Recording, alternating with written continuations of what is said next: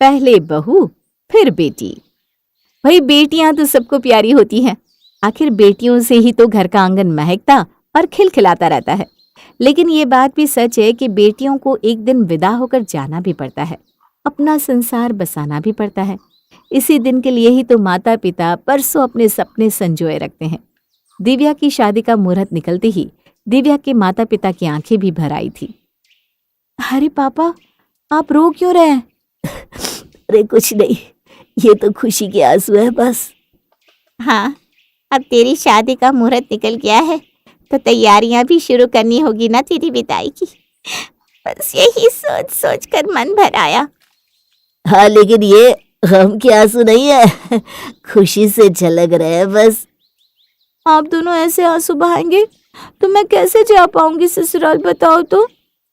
अरे बेटा, हर बेटी को एक ना एक दिन तो अपने घर जाना ही होता है।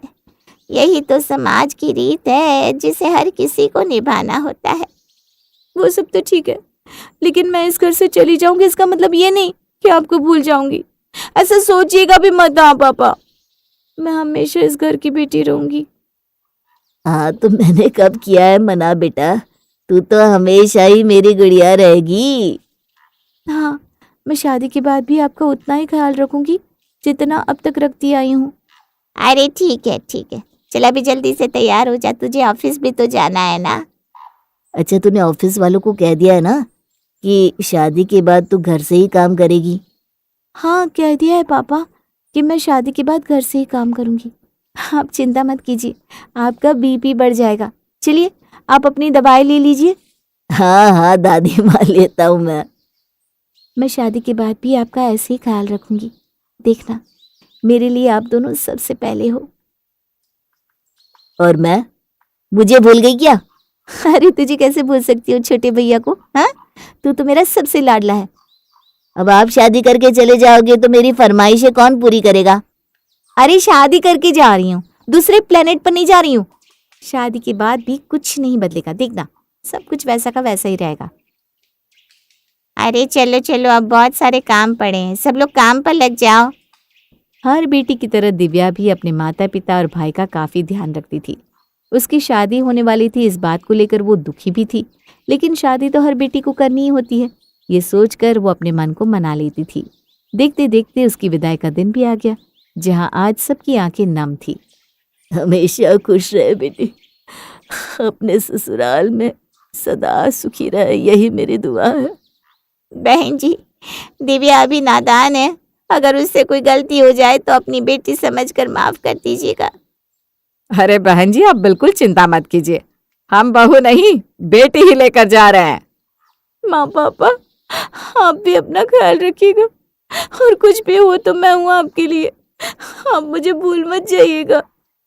जा बेटी, अब तेरा नया संसार तेरा इंतजार कर रहा है। आओ दिव्या, चलो।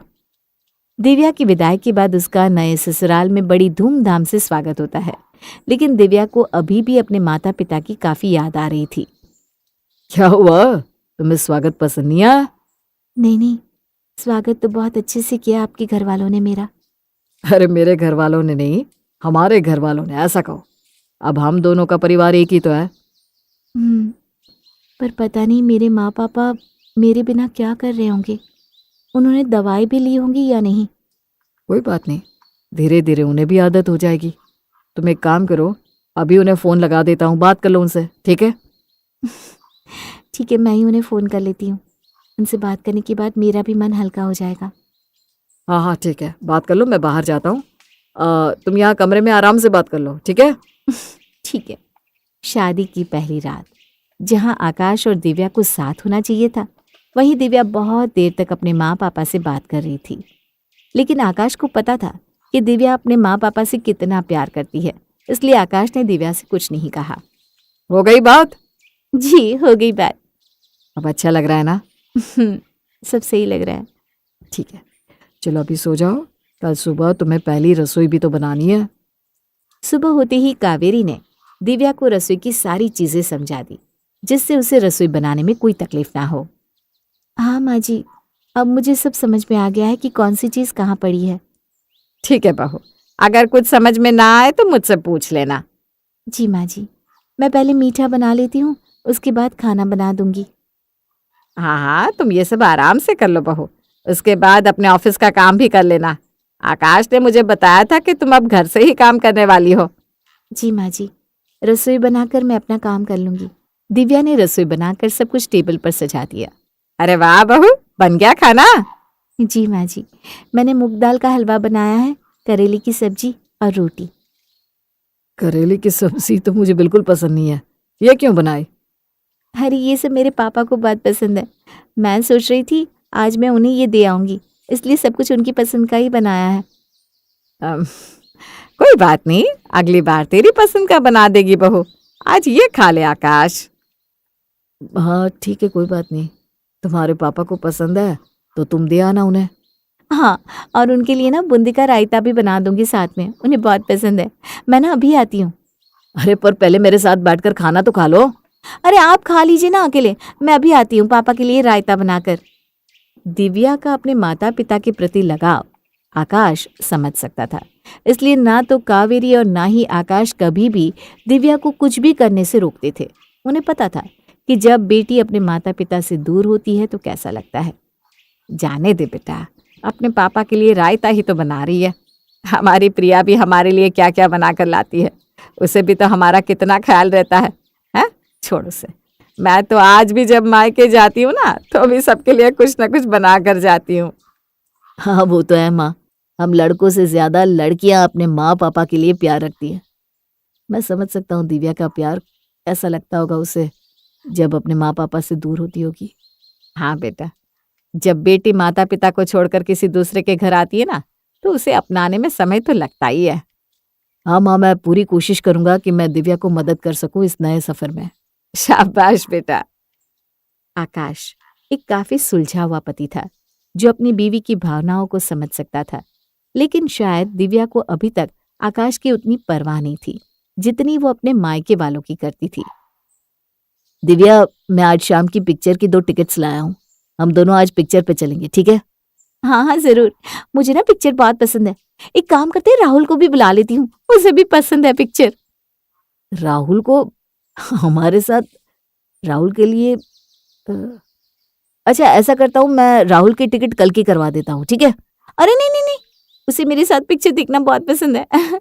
आप ना उसकी आज शाम की हमारे साथ ही टिकट करवा दीजिए।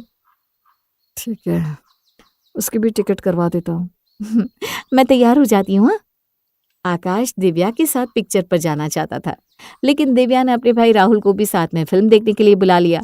लेकिन पूरी फिल्म में वो बस अपने भाई से बात करने में बिजी रही, जैसे आकाश तो वहां था ही नहीं। ए राहुल, तू कुछ खाएगा? हाँ दीदी, भूख तो बहुत लगी है, कुछ खाते ना अच्छा सा। आकाश, राहुल को भूख लगी है, चलो ना किसी अच्छी जगह चलते हैं खाने।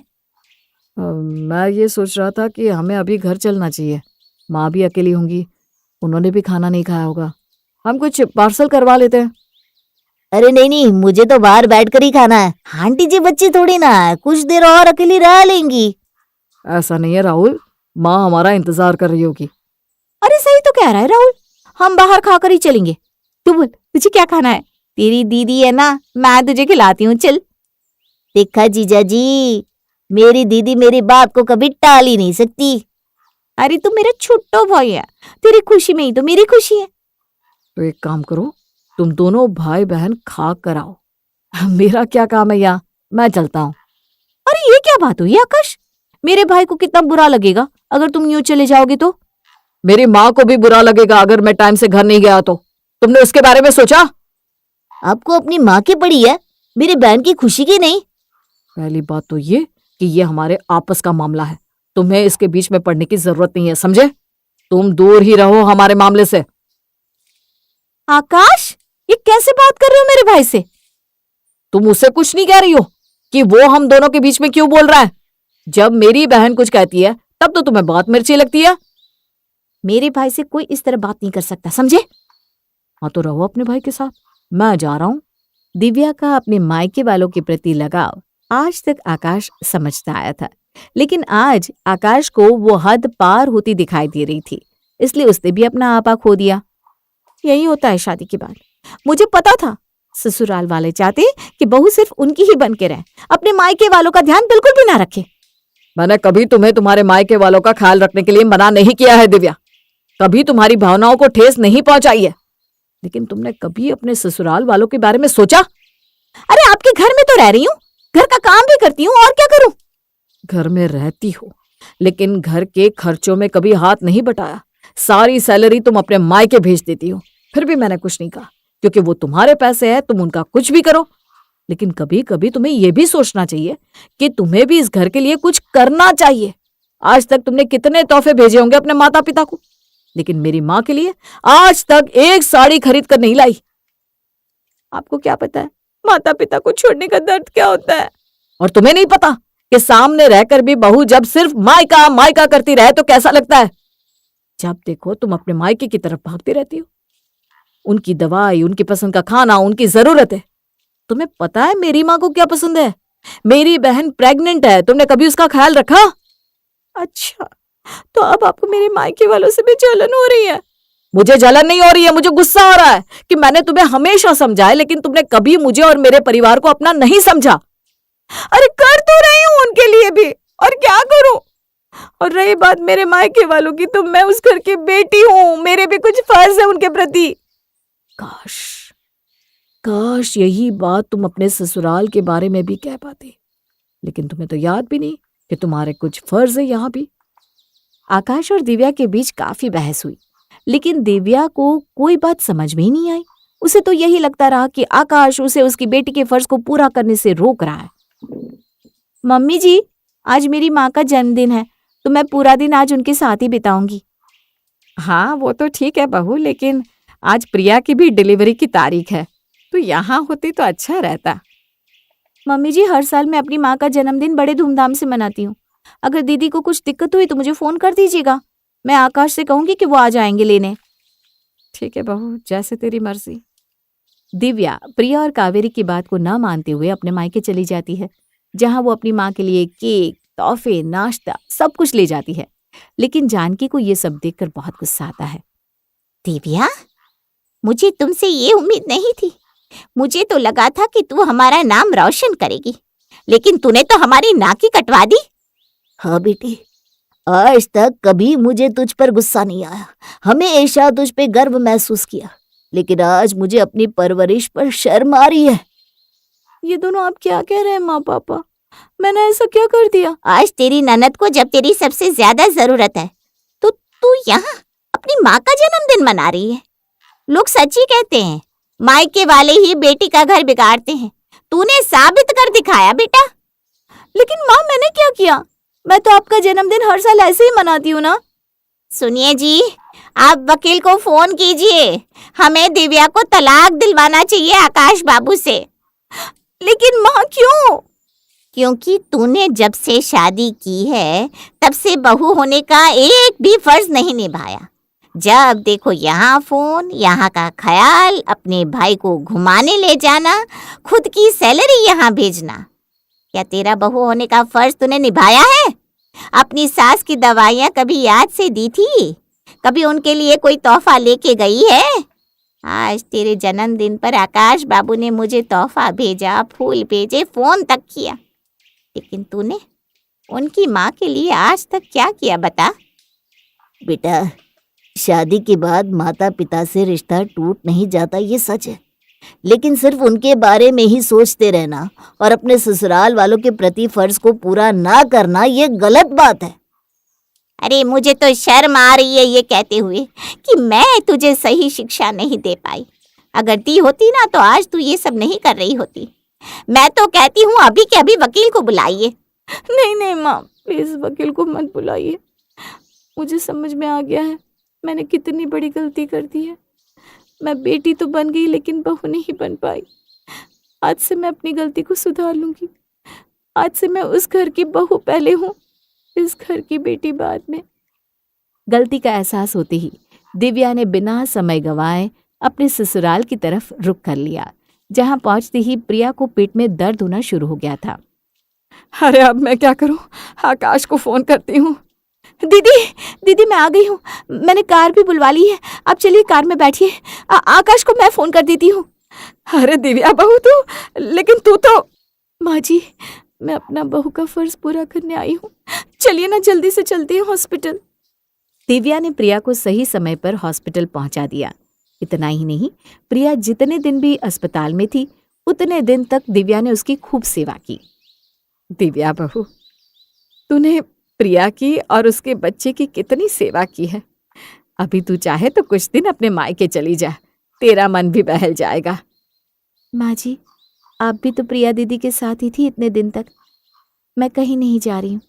हम दोनों अपने घर में रहकर आराम करेंगे और खाना आकाश से बनवाएंगे। हे भगवान, अब इसे बहू का फर्ज तो याद आ गया है, लेकिन बीवी का फर्ज लगता है भूल गई है।